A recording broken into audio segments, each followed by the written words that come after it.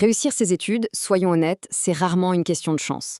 C'est surtout et avant tout une question de stratégie. L'idée, ce n'est pas de travailler plus, mais de travailler de façon plus intelligente. Aujourd'hui, on va décortiquer ensemble une méthode de préparation en 2 phases qui est redoutablement efficace. Allez, c'est parti. On commence avec une petite adaptation du général Sun Tzu. Ça peut sembler un peu intense, c'est vrai, mais la métaphore est juste parfaite. Il faut vraiment voir les études comme une bataille stratégique. Et dans une bataille, la victoire, elle se décide bien avant le jour J. C'est vraiment l'idée de base à garder en tête. On a souvent cette impression que tout se joue pendant les examens, sous la pression. Mais en fait, c'est une illusion. La vraie différence, elle se fait bien en amont, dans le calme, des semaines avant même la rentrée. C'est là que se mène le vrai combat, celui qui transforme le stress de l'inconnu en une confiance vraiment solide. Bon, entrons dans la première partie de cette stratégie. Comment est-ce qu'on peut gagner la bataille avant même qu'elle ait commencé? L'idée ici, c'est de voir la préparation non pas comme une corvée, non, mais comme un véritable atout qui va complètement transformer l'apprentissage. La toute première phase de ce plan de bataille, c'est l'introspection. Oui, avant de foncer tête baissée dans le nouveau programme, il est absolument essentiel de faire un état des lieux. Quelles sont les forces, quelles sont les faiblesses? En gros, d'où est-ce qu'on part exactement? Et le premier point à analyser, ce sont les prérequis. On peut imaginer ça comme les fondations d'une maison. Si elles sont un peu bancales, tout ce qui sera construit par-dessus sera fragile. C'est logique. C'est vraiment le socle de connaissances minimum pour ne pas être complètement perdu dès le premier jour de cours. Alors concrètement, comment on fait ce diagnostic? La méthode est très simple. En fait, il s'agit de devenir une sorte de détective de ses propres connaissances.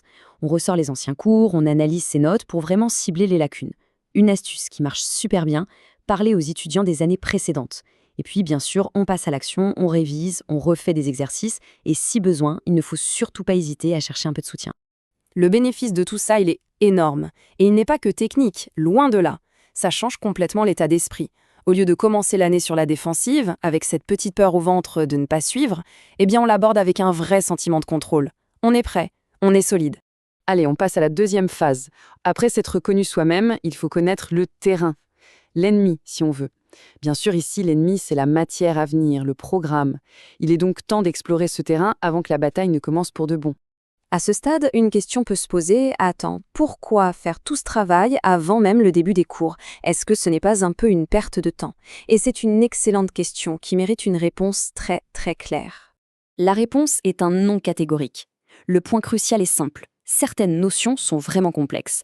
Essayer de les comprendre pour la toute première fois en direct pendant que le prof avance, c'est la recette parfaite pour se sentir complètement dépassé et prendre du retard. Alors, comment on mène cette reconnaissance du terrain? Le processus est assez logique. D'abord, on rassemble les ressources, les livres, les manuels. Ensuite, la lecture. Et là, il ne s'agit pas de survoler, mais de lire et de relire pour bien s'imprégner des concepts. Puis, dès qu'un truc est un peu flou, il faut être proactif, chercher des explications. Et enfin, l'étape la plus importante, appliquer tout ça avec des exercices. C'est ça qui transforme une connaissance abstraite en une vraie compétence. Tout ça, ça fait vraiment penser à la célèbre citation de Louis Pasteur. La chance de tout comprendre du premier coup en classe, ça n'existe pas vraiment. En réalité, c'est le résultat direct d'un esprit qui s'est préparé, qui a fait le travail en amont.